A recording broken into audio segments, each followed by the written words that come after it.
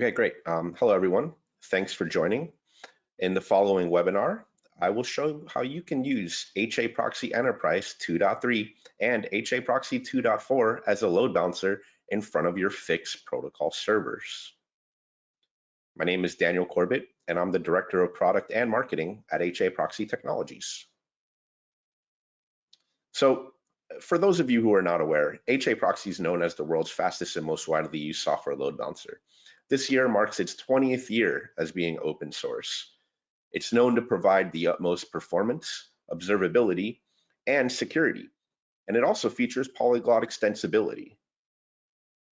So, what exactly is FIX? FIX is the Financial Information Exchange Protocol, and it's a standardized language for communicating securities trades, and it's been widely adopted across the financial industry. It's a simple text-based format of data arranged in key value pairs, which allows for automated systems across the world to transact business. So, who uses FIX? FIX is commonly used by mutual funds, investment banks, brokers, and stock exchanges, but behind the scenes, it's mostly used by systems and software engineers like yourself. So HAProxy can improve your usage of FIX by providing high performance load balancing and high availability, seamless administration and management, advanced multi-layered security, and better observability. These are just the high-level improvements, and I'll go over each of these individually in the following slides. So first and foremost, when you use HAProxy in front of your FIX cluster, you'll want to ensure that it's able to distribute traffic evenly to multiple FIX application servers. In some cases, you may use HAProxy to persist clients to a single FIX server. HAProxy can also monitor your FIX applications with active health checks to ensure it's not sending traffic to a failed server. And during planned maintenance windows, you will want to have the ability to seamlessly disable a server through maintenance. This is usually handled through HAProxy's runtime API. And finally, you can use HAProxy to perform IPv6 to IPv4 translation. This is helpful during network upgrades and migrations. So when HAProxy receives a FIX connection, it will first validate the logon message and reject any messages that fail this validation. At this time, it's checking that tag IDs and their values are not empty, that tag IDs are numeric. It's also checking that the begin string tag is the first tag and it has a valid FIX version, and that the body length tag shows the correct body length. Finally, it checks that the third tag contains the message type. Once HAProxy validates the logon message and it accepts the connection, it's able to route messages by values within FIX tags. The most common routable values would be the SenderCompID and the targetCompID. If we use SenderCompID as an example, we're able to accept multiple clients over a single VIP or virtual IP and route them to a different backend where the available FIX application servers are for their specific SenderCompID. When we plug in a map file, we're able to manage the routes dynamically outside of the main HAProxy configuration. This is very useful when you'd like to have other teams be able to manage their routes or centrally manage them, as I'll explain in a later slide. So, as previously mentioned, HAProxy gives you the ability to dynamically disable servers for maintenance through its runtime API. The HAProxy data plane API provides a RESTful API for updating the configuration. HAProxy also supports zero downtime reloads or hitless reloads, which ensures that no traffic is dropped during an HAProxy configuration change. On the previous slide, we mentioned managing routes dynamically using map files. If we add the HAProxy Enterprise Automatic Dynamic Updates module, then we're able to update this map file from a central URL and have it fetched automatically by HAProxy Enterprise from the central URL at a defined interval. So HAProxy is able to provide end-to-end TLS to your Fix application servers. This allows you to centrally enforce SSL and TLS standards while also providing full load balancing capabilities. It can also authorize clients using an SSL TLS client certificate and authorize itself to your Fix application servers using its own client certificate.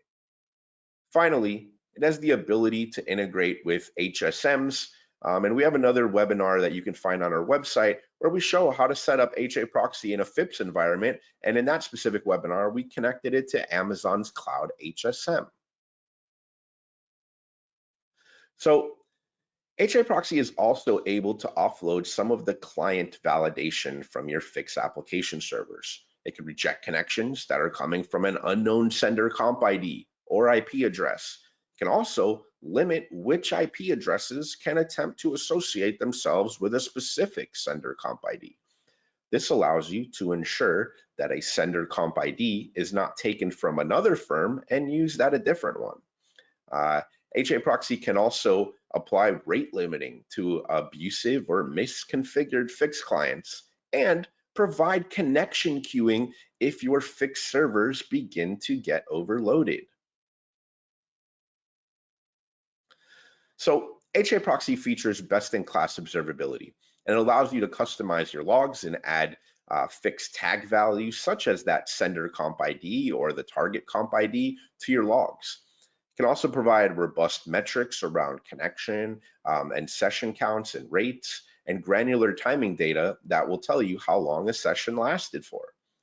It can also provide client behavioral metrics such as number of logon messages received from a client, number of successful logons the client has made, and the number of times a client has been rejected from the various security rules. Here's an example diagram of how you can use HAProxy to load balance your Fix traffic.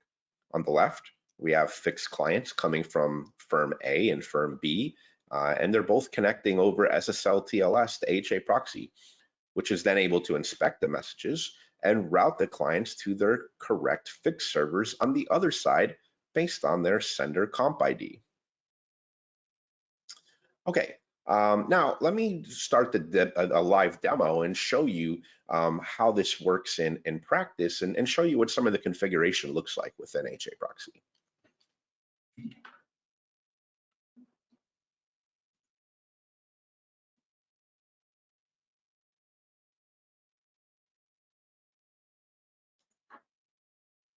Okay, so here what I've configured is I have two HAProxy servers. I'm currently using them in active passive mode, but you could use it in active mode as well. On the right side of my window, I have a log tail from the HAProxy request logs.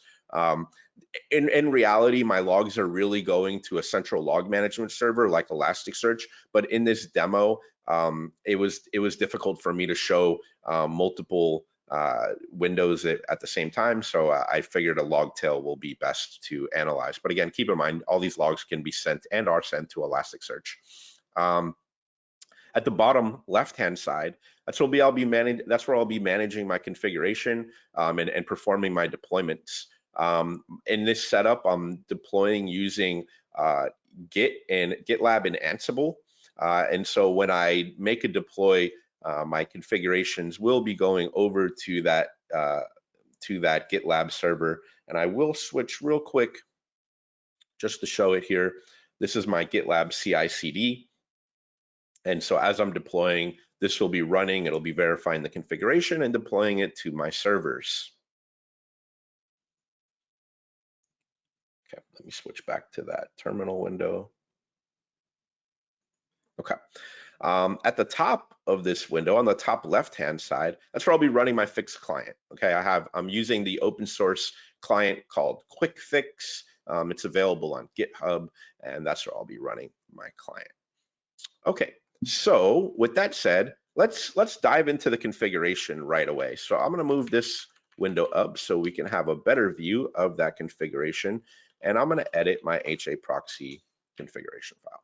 So I've already set up a few things for us here, okay? The first thing that I've configured is the listener.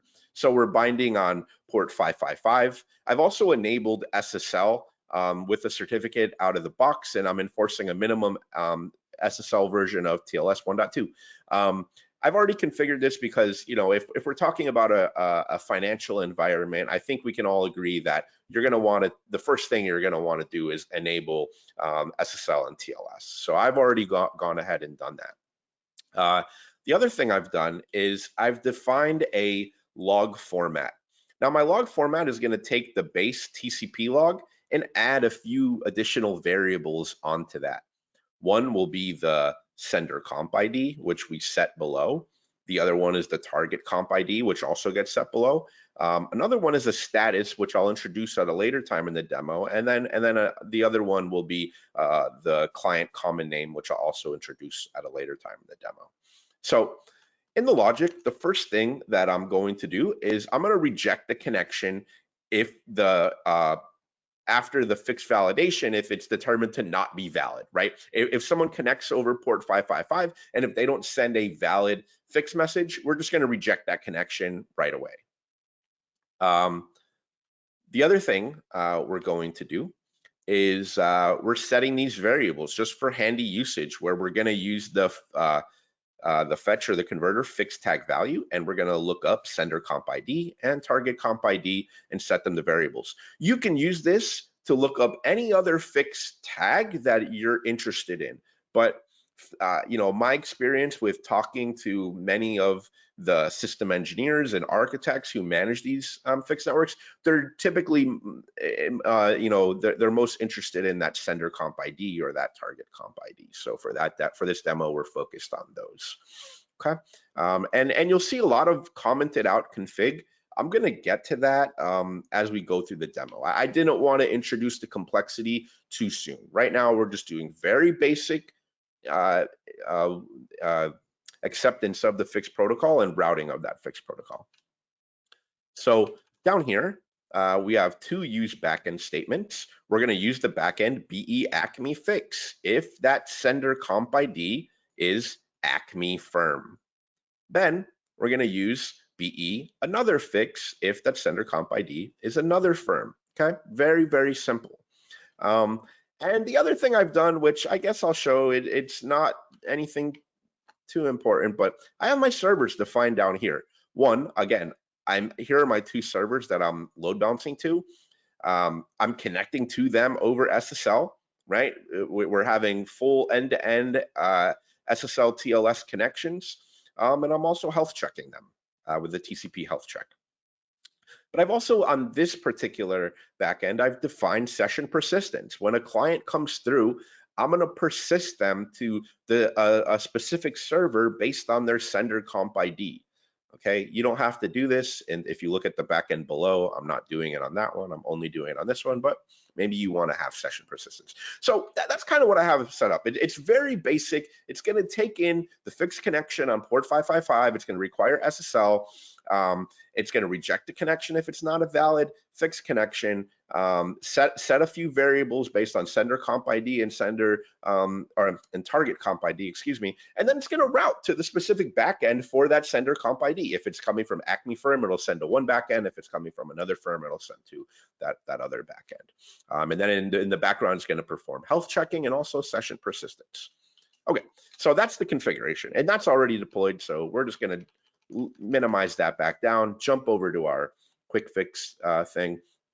I'm not sure that anybody's really interested in this, but I'll just show it just in case you are.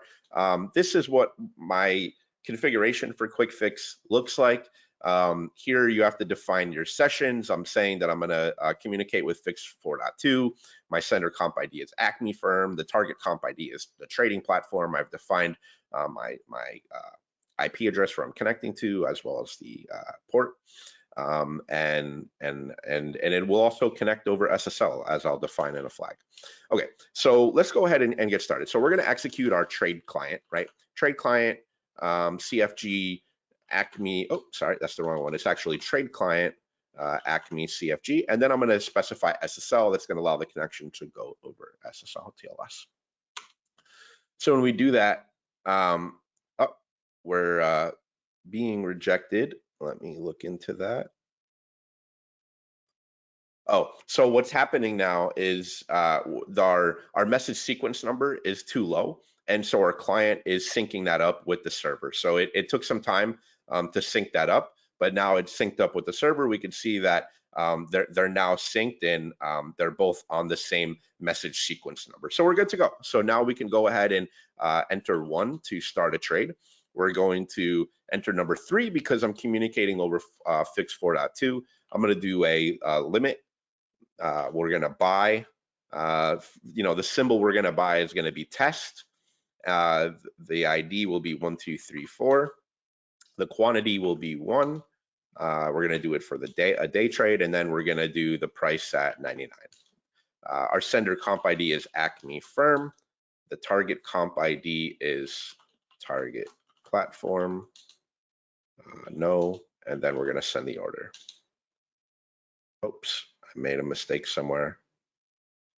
I made a mistake. Let me double check. Oh, it was called trading platform. I'm sorry. We're gonna re-execute that. Clear our logs on the side here. Okay, so we're gonna enter the order. Fix 4.2. We're gonna do limit by symbol is test. Do 1, 2, 3, 4 for that order. Quantity is 1. We're day trade, price of 99. It's the sender comp ID is Acme Firm, and the target comp is trading platform. I made a mistake on that before. So we're going to go ahead and send that order. So we sent it, and we could see that it was essentially accepted. I'm going to hit 5 to end that session, and when I end that session, we can see in our logs over here a few things. One, we can see we connected over FE-Fix. We're able to see this tilde actually indicates to us that it was connected over SSL and TLS. We were sent to the backend BE Acme Fix, and specifically to the server Acme Fix 2. If we look down the line, we could see that the sender comp ID was Acme Firm, and the target comp ID was trading platform.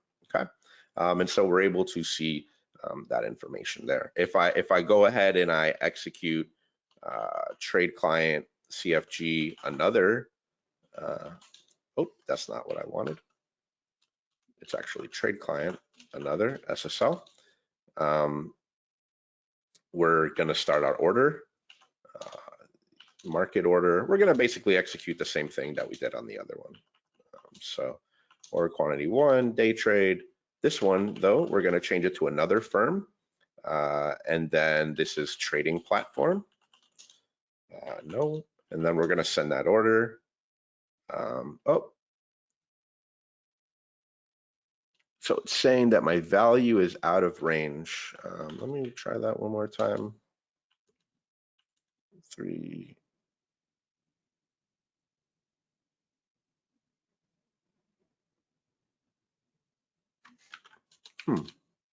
My other cluster is not working how I expect it to, but I'm not going to let that slow me down. If this cluster doesn't work, I'm just going to keep on moving. We'll just give it one more try, because this is not necessarily required for the demo. Trading platform. Oh, I did the wrong thing again. Enter order, market 1, 3. Sorry about that.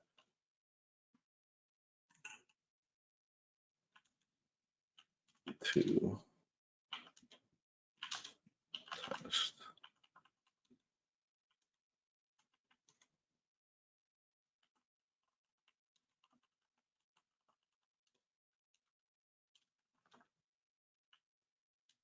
I did the wrong thing again. I'm sorry, everyone. I'm not really used to using this platform. It's another firm. Trading platform. No. Yes. Okay. We're just going to go ahead and quit that. I think it was successful finally, because I did not see an error in that message. And it looks like it was. It went, we can see here that I connected on FE fix over TLS. It went to BE another fix because we sent that another firm SenderCompID. We're routing by SenderCompID. It went to another fix one. We can see the SenderCompID here was another firm, and the other target comp ID was trading platform. Okay, we're going to go ahead and clear that buffer, and now we're going to introduce some changes. So that I know it took a little longer for me to connect to the another firm. My apologies, but now we're going to go ahead and introduce some additional logic. Okay, so what we're going to do now is then where I thought would make sense next would be, you know, since we're dealing with securities trading, right? We want to have as much security around that. So what I've also done is I've enabled client certificates, right? So I'm going to define my certificate authority certificate here. I'm going to say that verifying the client certificate is required, and we're going to go ahead and deploy that.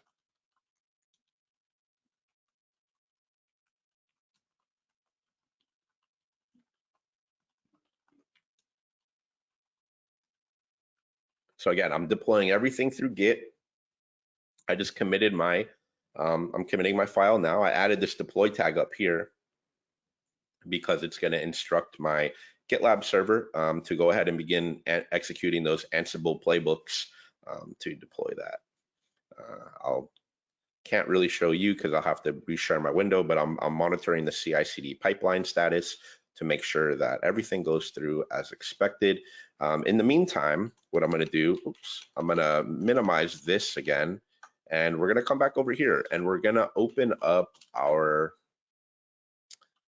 configuration for our trading client. And what we want to do is we want to uncomment our client certificate, right? So I have my client1.crt and my client1.key for my certificate.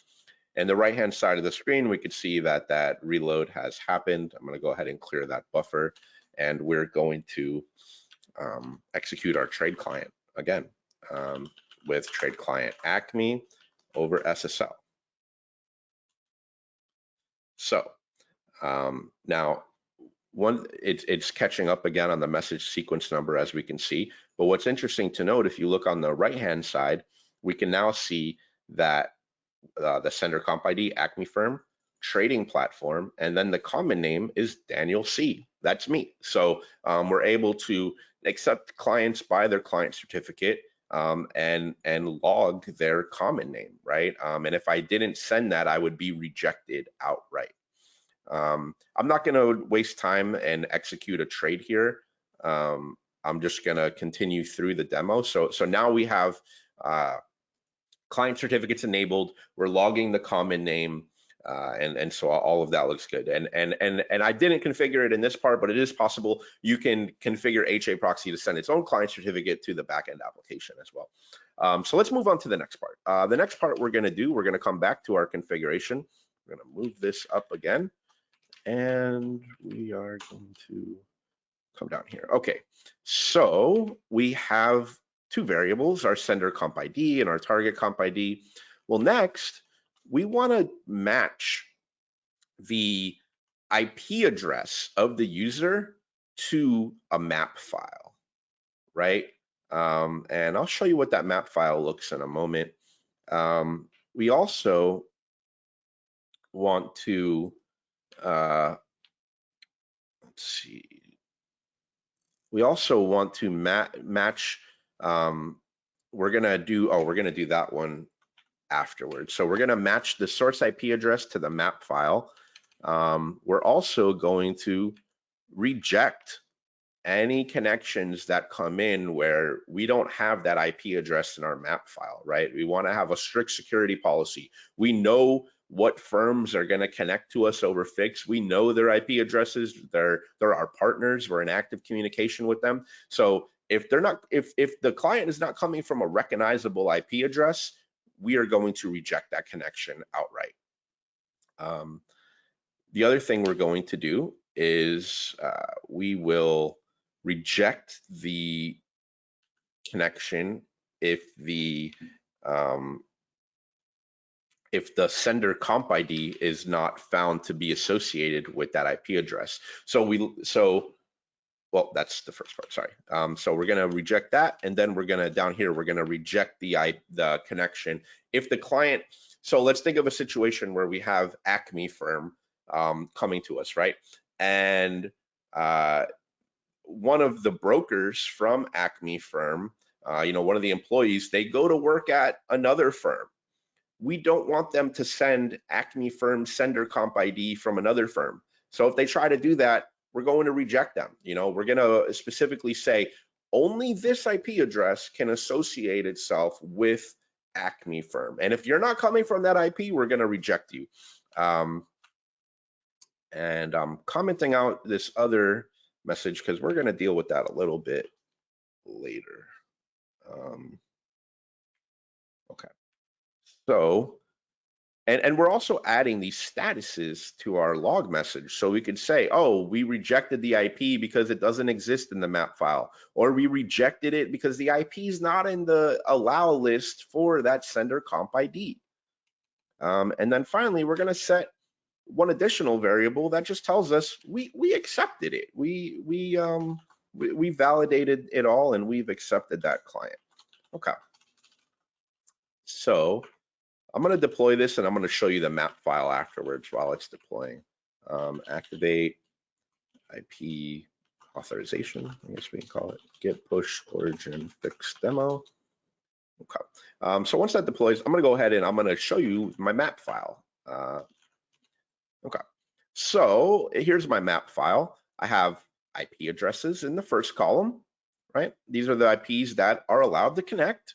And then in the second column, I have two different fields that are separated by a colon.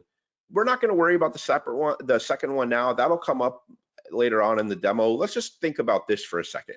Acme firm. So we're saying this IP address is allowed to connect, and it's allowed to associate itself with Acme firm. So, if they don't have a valid, if they're not connecting with a valid IP that's listed in this map file, we're going to reject them. And if they do have a valid IP in this file, but they're trying to connect associating with another sender comp ID, we're going to reject them. So, 54.173.239.28 cannot associate itself with another firm. Okay, it can only associate itself with Acme firm. So our reload completed, and we're going to go ahead and lower this again, and we'll run our trade client one more time. So we're going to enter our order, limit by test, buy one, today, 99. We're connecting with Acme firm and the trading platform for the target comp ID. Go ahead and send that order. We're going to disconnect, and we'll see our log message pop up. So now what we see over here is, again, we're connected with the sender comp ID, Acme firm. We did the target comp ID of trading platform, and we can see our status is accepted. But what happens if we try to connect with another firm? Now, before we test another firm, let me uncomment its client certificate, and we'll go ahead and we'll run the same thing, but from another firm. Okay, so we could see here on my client, I'm getting disconnected, right? It keeps trying to connect, but it's getting disconnected. And I'm going to stop that so our logs stop over here. And we're able to see that someone's connecting a sender comp ID, and their status says they've been rejected because their IP does not match the allow list for sender comp ID. Now, if you recall, it's because, and I'll put this up, for another firm, we have the IP as 127.0.3.1, right? So I'm not connecting from that IP. I'm actually connecting from the same IP that I'm using for Acme firm. So I'm being rejected because I can't connect with that. So what we're going to do is we'll go ahead and we'll update the IP here. And we'll add this map file to our git commit. By the way, you can also use the HAProxy Enterprise Automatic Dynamic Updates module to simplify this. But for now, I'm just using git so that I don't have to juggle between multiple. Oops, no, that's not the right one. It's actually fixed demo is the branch that I'm working on. Okay, so that's going to go ahead and deploy that IP update. I see the CI/CD pipeline is running. Once that's done, we'll see a reload here, and we'll go ahead. And so again, we can also see that I'm authorizing with a client certificate, but again, my IP does not match, so it's rejecting me. You know, we have a multi-layered security strategy here where, you know, the IP has to match, the IP has to be allowed to access the SenderCompID, and they have to send a client certificate. And if all three of those things are not found, or the connection gets rejected. Okay, we can see the reload happened. Let's go ahead and reconnect with another firm. We're gonna enter the order. Oh, we're getting rejected. What did I do wrong?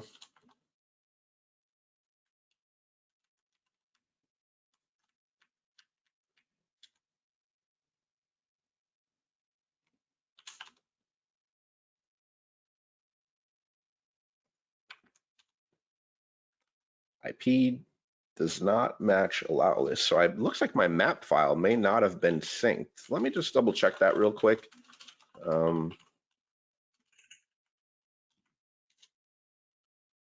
It definitely did get synced correctly. I wonder what's going on with that. Let me move this down.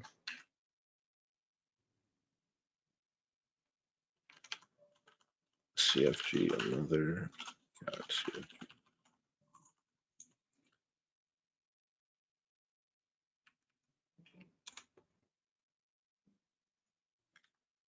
I'm gonna just give this a restart just in case. I don't think that's it, but I don't think it'll hurt.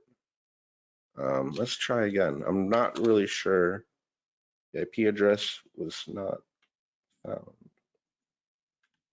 Okay, we'll double check our config. Maybe something is wrong there.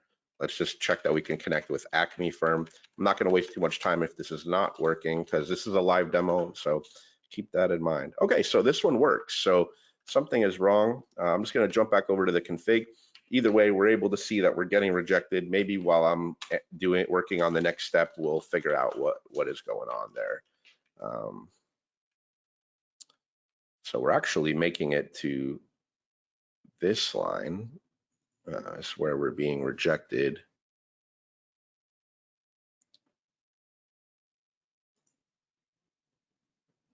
That's interesting. Not quite sure.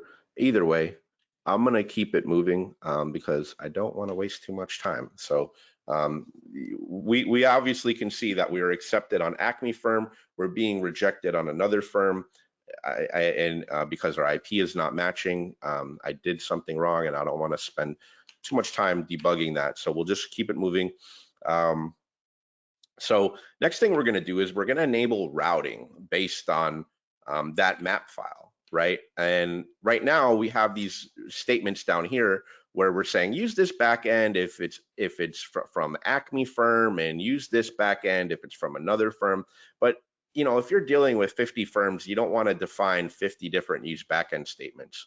So to simplify that, we are going to set this variable fix_BE, where we're gonna look up that other field that I was telling you about in the map file, and that field is going to contain the backend name. So we'll pull the backend name that's associated with this source IP address, and we are going to comment out these use backend statements and uncomment this one.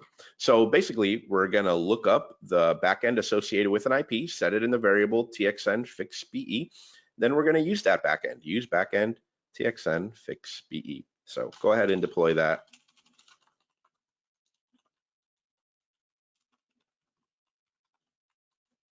Dynamic backend routing.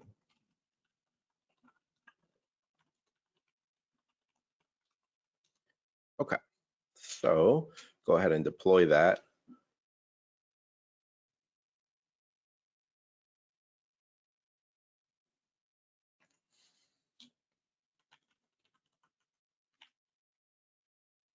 I see the CID has started. We're going to minimize our, I'll show you the map file again. just for a reminder. So the first field, we have the IP, right? Over on the next one, we have the name of the SenderCompID that we're going to allow that IP to associate itself with. And then we have the backend we're going to send that SenderCompID to. Okay.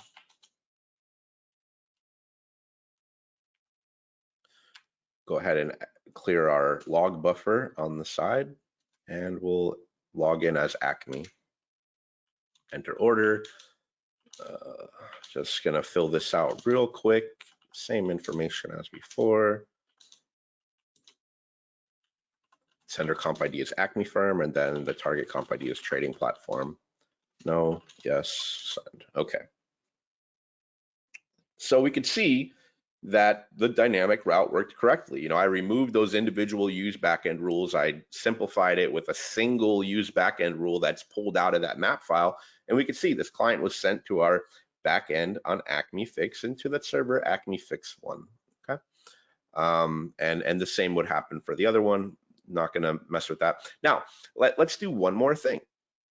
Let's track which clients get rejected from accessing our platform and how many times they get rejected, right? So to do that, we're going to use stick tables.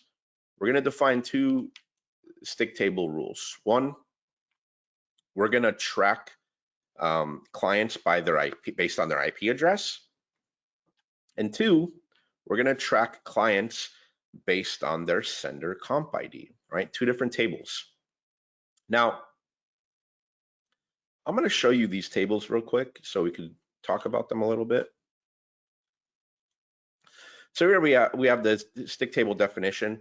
We're defining the type as IP, and we're going to track the connection rate and GPC 0 rate, and then we're defining a peer section, and I'll talk to you about that in a moment.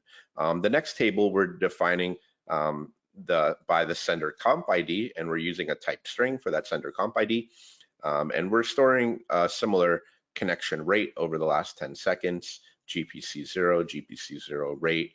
Now I'm trying to keep this simple, but you can have bytes in, bytes out, connection counts, it's very flexible. These GPC counters are going to allow us to increment our own custom logic based on configuration language. And so what we're going to do is for the 1 by IP, we're going to use the GPC 0 to count how many times an IP address has been rejected for one reason or another, right? They're not a valid IP, they're not sending a proper sender comp ID, whatever reason it is, we're going to reject them. And so we can keep track of those IP addresses that are just being abusive, right? And then we can, if we wanted to, which we're not going to in this demo, but if we wanted to, we could say once an IP hits a defined number of errors, just reject them outright. Let's not even give them a chance anymore. We could do that.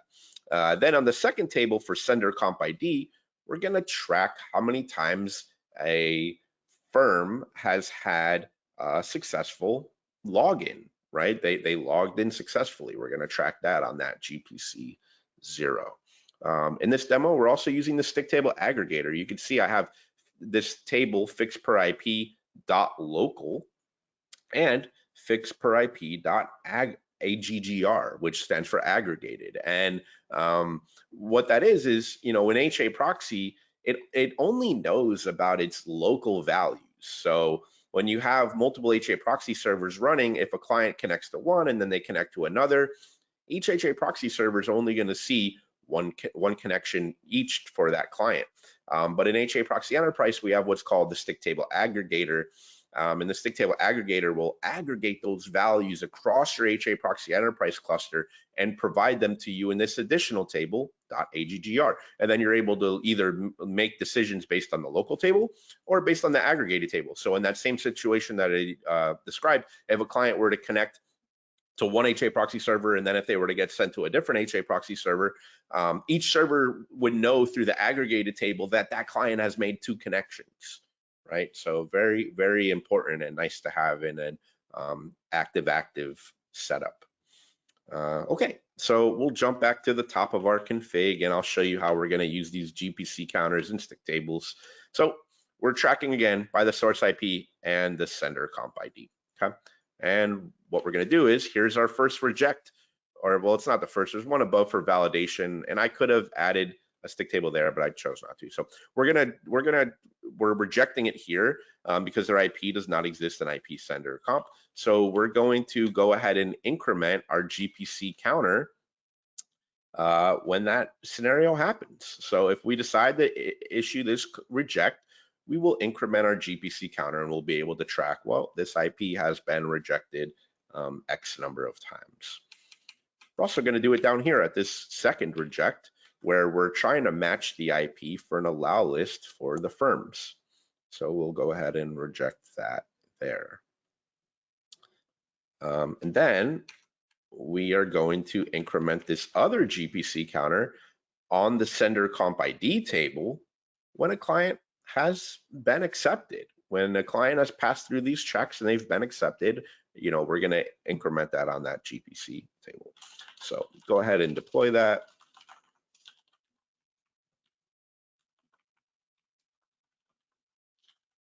So here I'm just showing how you can use it from like an observability standpoint, kind of to know like, you know, how many times has this client, how many times has this IP address tried to authenticate itself and it's been rejected? How many times has this sender comp ID actually been accepted and things like that? It's kind of like more from an observability standpoint, but you can totally use this for security, right? If you're getting flooded on your fixed servers with TCP connections, maybe it's an abusive client, maybe it's a malformed client, you can add rate limiting using that's the same method that I'm showing right now.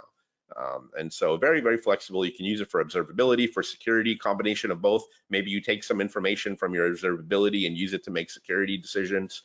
Okay, so our reload looks like it completed. We're gonna jump over here and we're gonna do two things. One, we're gonna run our Acme firm. We're gonna try to just make a trade real quick. 99. This is for Acme firm, and the target comp ID is trading platform. No, yes, send. Okay. So we sent that, and now let's do the one that wasn't working before. We know we're going to get rejected. It's already expected because our IP does not match that in the allow list. All right. So we're being rejected there. I'm going to swap my screen to here. And we'll look at this HAProxy Enterprise real-time dashboard. It gives us a cluster-wide view of our HAProxy cluster. Like I said, I have one server that's active, one that's passive. It's an active-passive setup. We can see the CPU utilization, some live request rates, SSL connections, TCP connections, etc. What I really came over here for is to show you the stick table view.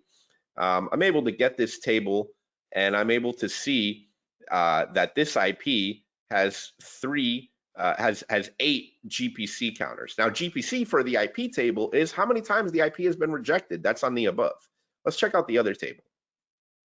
So here I'm able to see based on SenderCompID, another firm, an Acme firm, my GPC table shows me how many times the firm has successfully authenticated itself, or at least made it to the fixed application servers. And we're able to see Acme firm made it once, and another firm has not made it at all. It's 0 times, right?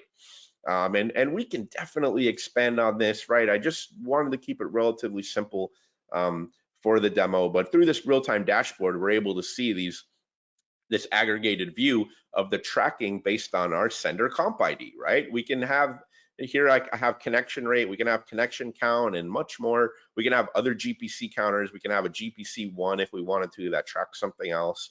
And we're able to cycle through this very easily through this real-time dashboard. Now, one of the things that I didn't mention that I just wanted to mention real quick, again, I didn't want to complicate this demo, but I did want to show you all the cool things that are possible. So HAProxy Enterprise has the ability to do SSL TLS fingerprinting. So if we wanted to, we could get the SSL TLS fingerprint of our fixed client and make decisions based on that. Maybe we want to send them to a different SSL certificate that supports a lower TLS version or something like that, or maybe we wanted to have an additional security measure where we only wanted to allow certain clients that have specific SSL TLS fingerprints. We could do that. I didn't want to show that in this demo. Last thing I'll leave you with is the other thing I didn't show you is that HAProxy Enterprise has these dynamic modules that you can load up, these native modules, and the native modules allow you to extend the functionality of HAProxy while remaining as close to the engine and core as possible. I have a few modules left over from another demo that I run, but you can see MaxMind, fingerprint, mod security, etc. But what's cool that I didn't show in this demo because I was doing a different deployment module method is we can use the automatic dynamic updates module, and we can actually download ACL and map files from a central URL at a defined interval. So that map file I was showing you, I was editing it and pushing it out in Git, but if you wanted to, you could edit it and push it out to a web server, and all of your HAProxy Enterprise servers will consume that at that defined interval.